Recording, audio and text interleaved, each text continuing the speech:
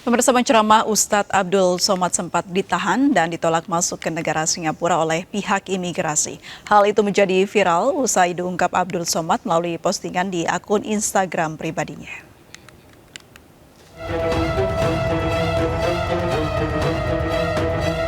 Rencana Ustadz Abdul Somad atau UAS berlibur bersama keluarga ke Singapura kandas setelah ditolak masuk ke negeri Singa oleh pihak imigrasi. UAS ditolak masuk ke Singapura saat tiba di pelabuhan Tanah Merah Batam. Kejadian tersebut pun diunggah UAS di akun Instagramnya. Menurut Abdul Somad, pihaknya telah bertanya kepada otoritas Singapura mengapa dirinya ditolak masuk ke negara tersebut. Namun pihak imigrasi Singapura tidak memberikan alasan apapun. Habis itu kemudian cap jempol. Habis itu udah pas mau keluar, saya terakhir. Sahabat saya keluar, istrinya sudah, anaknya sudah, ustazah pun sudah, anak saya sudah. Saya yang terakhir. Begitu selesai mau keluar, baru di tas itu ditarik masuk. Usai ditolak masuk Singapura, Abdul Somad yang sebelumnya sempat ditahan selama 4 jam ini akhirnya dipulangkan. Sedangkan istri dan anak Abdul Somad yang sudah lolos proses imigrasi juga ikut pulang.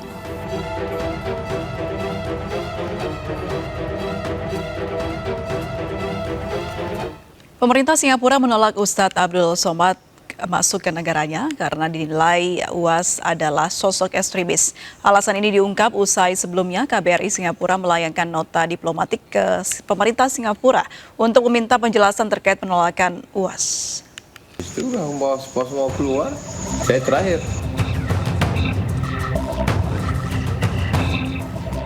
Kementerian Dalam Negeri Singapura akhirnya buka suara soal alasan Ustadz Abdul Somad ditolak masuk ke negaranya. Singapura menganggap UAS adalah sosok yang menyebarkan ajaran ekstremis dan segregasi dalam ceramahnya. Penjelasan ini didapatkan usai sebelumnya KBRI Singapura melayangkan nota diplomatik ke pemerintah Singapura terkait alasan ditolaknya UAS masuk ke negara tersebut. Dubes RI untuk Singapura, Suryo Pratomo menegaskan, nota diplomatik tak hanya untuk orang tertentu, namun bagi seluruh WNI yang membutuhkannya.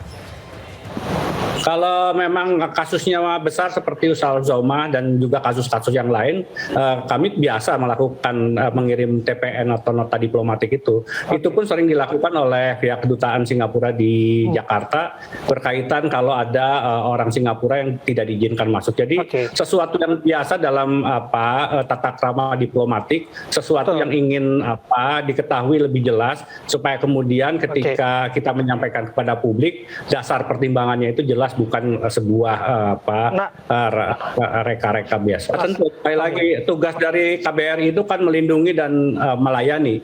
Jadi kalau ada orang yang merasa diperlakukan tidak baik, tentunya wajib dari negara itu mempertanyakan. Jadi bukan karena Ustadz Abdul Somad, tetapi karena ada orang yang merasa warga negara kita yang diperlakukan tidak baik, yang perlu ada klarifikasi. Sekali lagi bukan sesuatu yang yang istimewa dan kemudian dilebih-lebihkan, tetapi memang kami perlu mengetahui supaya kemudian jelas dulu perkaranya.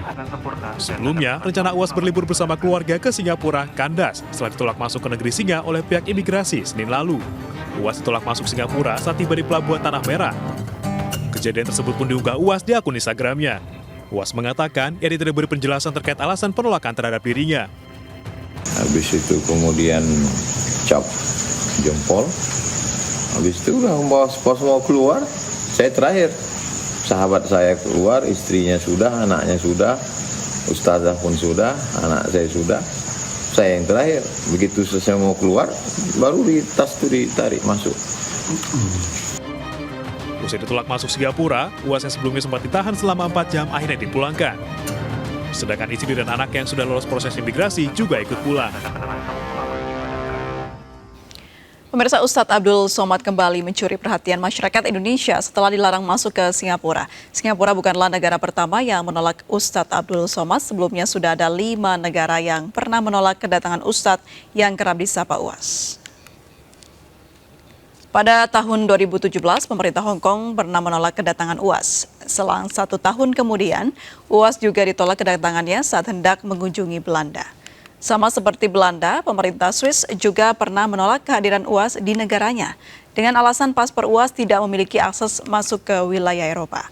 Hingga akhirnya imigrasi Swiss mendeportasi UAS kembali ke Indonesia melalui Thailand. Di tahun yang sama, Timur Leste juga pernah menolak kehadiran UAS. Sementara di 2019, UAS kembali ditolak masuk ketika mengunjungi Jerman, dan pada 2022 UAS juga ditolak kedatangannya saat hendak memasuki Inggris.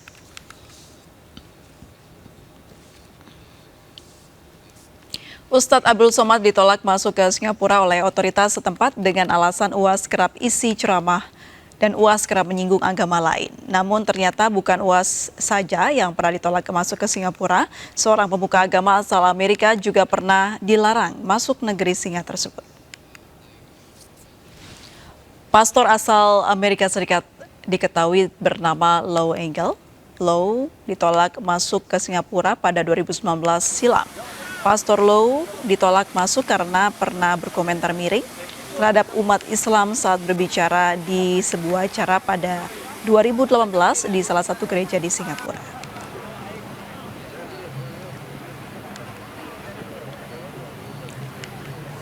Ya, pemirsa, kasus penolakan kedatangan UAS ke Singapura oleh imigrasi Singapura berbuntut panjang hingga aksi demo yang dilakukan pendukung UAS di Kedutaan Singapura di Indonesia. Dan untuk membahasnya sudah bergabung bersama kami Ustadz Bunyan Saptomo, Ketua Komisi Hubungan Luar Negeri Majelis Ulama Indonesia. Selamat sore Ustadz. Assalamualaikum. Selamat sore. Waalaikumsalam warahmatullahi wabarakatuh. Baik Ustadz Bunyan, ini kita berkaca pada kejadian yang menimpa Ustadz Abdul Somad begitu. Apa yang bisa dipelajari dari kasus tersebut?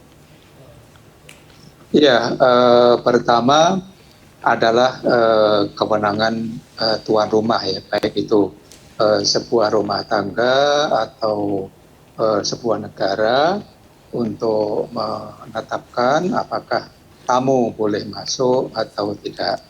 Kalau sebuah rumah tangga menurut ajaran Islam jelas ya bahwa tuan rumah itu mempunyai kewenangan untuk menerima atau tidak. Begitu juga suatu negara menurut hukum internasional jelas itu kewenangan masing-masing negara untuk menentukan. Yang menjadi masalah adalah kemudian alasan penolakan itu.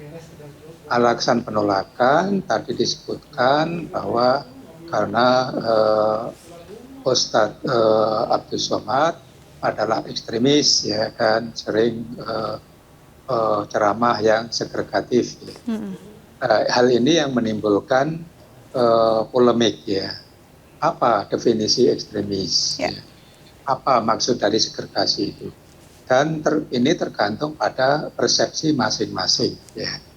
Saya yakin Singapura mempunyai persepsi yang berbeda ya dengan Indonesia kan, dengan negara-negara lain. Ya.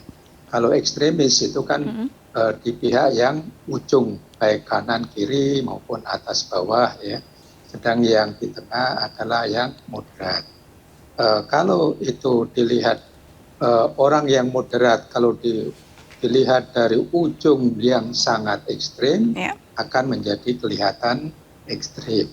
Baik. Yang saya sampaikan adalah mengulangi apa yang disampaikan oleh dua ketua MUI, yaitu Kiai Khalil Nafis. Dia pernah mengalami hal yang mirip di Singapura juga, ya. Namun kemudian setelah itu tidak ada masalah. Dia juga pernah diinterogasi. Yang beliau sampaikan, dia mengingatkan Singapura supaya tidak suudon terhadap tokoh-tokoh agama termasuk ulama Indonesia yang datang ke Singapura. Ya, jadi harus alasannya kuat dan ekstremis itu ukurannya apa ya? Kalau bisa dibuka ukuran ekstremis Singapura dibanding ekstremis Indonesia, tentu saja kami yakin itu beda. Karena di Indonesia Ustadz Abdul Somad tidak disebut ekstremis ya. Jadi ukurannya itu beda ya. Jadi perlu penjelasan, dan nanti kalau ada pihak penguasa Indonesia atau pemerintah Indonesia bisa menjelaskan ukuran ekstremis Indonesia itu begini, ukuran ekstremis Singapura yang bagaimana. Tapi Ustadz melihat fakta di mana ternyata Ustadz Abdul Somad ini tidak hanya ditolak kedatangannya di Singapura, tapi di beberapa negara Eropa juga sempat menolak kedatangan Ustadz Abdul Somad. Apakah ini justru kitanya, Indonesianya yang harus introspeksi terhadap berbagai macam tokoh masyarakat, apalagi tokoh agama ya yang ada di Indonesia? Ini semua pihak, Mbak. Semua pihak harus introspeksi. Pihak Indonesia juga harus introspeksi ya, sebagai tamu kita juga harus introspeksi ya. Kita nggak ada masalah dengan introspeksi itu ya. Namun kita juga tahu bahwa di dunia sekarang ini sedang merebak Islamofobia. Ya. Oke.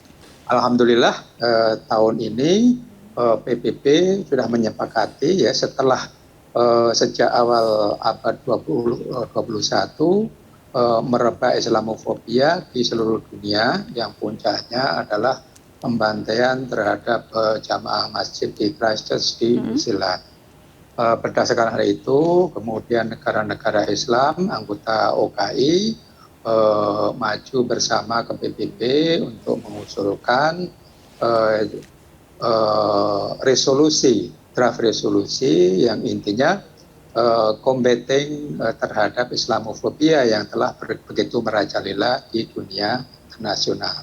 Alhamdulillah setelah setahun lebih melakukan lobby-lobby dengan negara-negara yang ada di dunia, resolusi tersebut diterima PBB ya, di mana PBB menyatakan tanggal 15 Maret merupakan hari untuk peringatan combating Islamofobia, dan itu isinya memang menganjurkan supaya semua pihak mengadakan selain juga introspeksi juga melakukan saling pendekatan, saling meningkatkan pemahaman terhadap satu sama lain.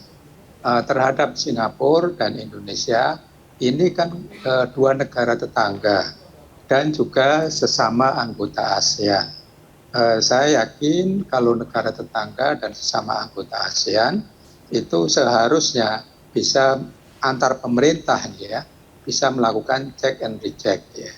Dalam kenyataannya kan sampai sekarang di Indonesia Ustadz UAS itu tidak tersangkut dengan kasus hukum ya. Mungkin jadi kriterianya berbeda dengan apa yang dipegang oleh Australia. Demikian, Mbak. Baik, Ustadz Bunyan, kalau kita bicara mengenai bagaimana image begitu dari tokoh masyarakat atau tokoh agama yang ada di negara kita, perlu tidak sih subjeknya atau mungkin Ustadz Abdul Somadnya sendiri ini melakukan sesuatu untuk bisa menetralkan image yang sudah berkembang tentang UAS di negara-negara lain? Ya, MUI sendiri sudah memanggil yang bersangkutan ya beberapa waktu yang lalu, sebelum kasus Singapura ini ya, untuk memberikan penjelasan mengenai kasus yang menyangkut ceramah beliau ya. Kemudian beliau sudah menjelaskan dan itu kemudian MUI juga minta masyarakat semua menahan diri, dan kalau ada unsur hukum MUI juga minta pihak polisi untuk melakukan penyelidikan. Demikian, Mbak.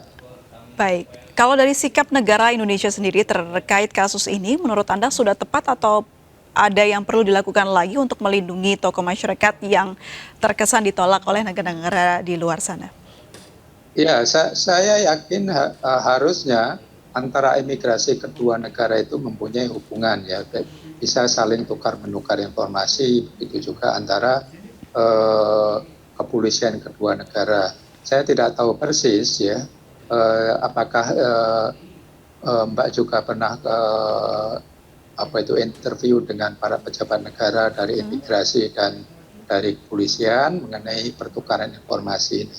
Apakah informasi yang dipunyai pihak Indonesia sudah sama dengan Singapura ya, atau Singapura mendapat informasi dari pihak lain dan informasi pihak lain itu mungkin bisa menyesatkan ya. Yang jelas ini dari pihak Indonesia ya, itu jelas merugikan nama baik Ustadz Abdul Somad ya. Sementara pihak Singapura juga nama baiknya juga dirugikan. Sehingga ada beberapa orang Indonesia melakukan demo dan juga mungkin membatalkan perjalanan ke Singapura, takut kalau juga akan mengalami nasib yang sama. Itu Mbak. Baik, Ustadz Bunyan, tidak hanya pendemo ini meminta hal-hal tadi yang Ustadz sebutkan, namun juga meminta ini pemerintah Indonesia untuk memutus hubungan bilateral yang sudah terjalin selama ini, karena ini sangat mencoreng begitu nama negara kita. Apakah perlu itu dilakukan menurut Anda, Ustadz? Kita sebagai umat Islam, ya marilah terutama Majelis Ulama itu adalah wadah ulama, ya.